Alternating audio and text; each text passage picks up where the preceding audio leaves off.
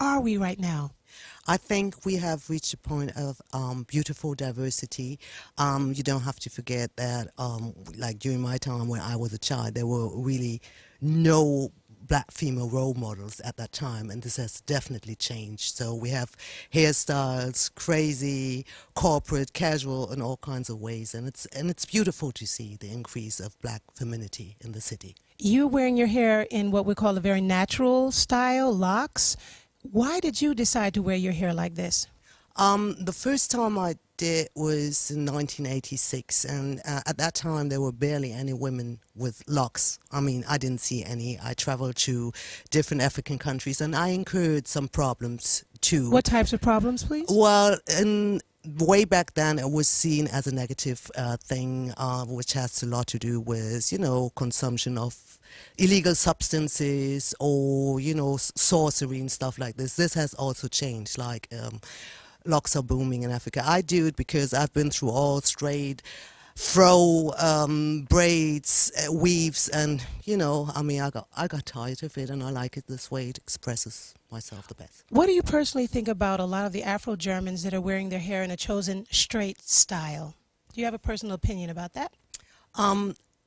My opinion is my daughter does, my firstborn, and for me this is okay as long as she knows how to take care of it, and it's really important to find people who help you to take care of it, because compared to other countries with black communities, our sources, the product range is still scarce in Germany. We don't have this variety people have in Brazil or in the United States or in African states, so it's very important to treat your hair well, no matter what style you have. Do you find that they have the products here that you need? Yes and no, because I think, you know, when you have like a hairstyle like where you say natural or non-chemical, like right now in other countries you have hairdressers who also do like natural hair treatment and stuff. I feel here in most of the so-called Afro shops, you know, they're a bit like reluctant to touch hair that does not look good in their eyes. You mean the black owners? Because a lot of these Afro shops here were owned at first by black people, and then it's owned by Germans now.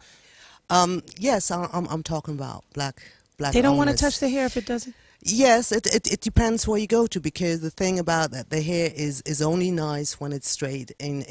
It still prevails occasionally in the shops, and so they know a lot and they are very skillful when it comes to chemical treatment and extensions. But like when I say I want a different do for my locks, it is, you know, not I bet it's easy. something else you didn't realize. In the United States, if you could not do straight hair, you were failed at your exams as a cosmetologist. Yeah. And a lot of times the black people had to do a white model to pass. Would you rather have been born with other type of hair? Do you relax your hair to the point where it's so damaged that your own scalp is not healthy anymore? These are some heavy questions. Do you personally believe in good and bad hair? Oh my God, Mom, Grandma, what did you tell me about good hair? Good hair was that stuff that was easy to comb, usually with the lighter skinned person that had a little bit, you know, easier to comb hair. You got some people laughing. Hi, we got Jan Harrington. Honey, I used to wear them braids, and I wore those weaves until I got about 40 years old. And now that I am 69, I have gone back to the natural thing. I wake up in the morning, slap that grease on the comb, and I'm gone. Yeah!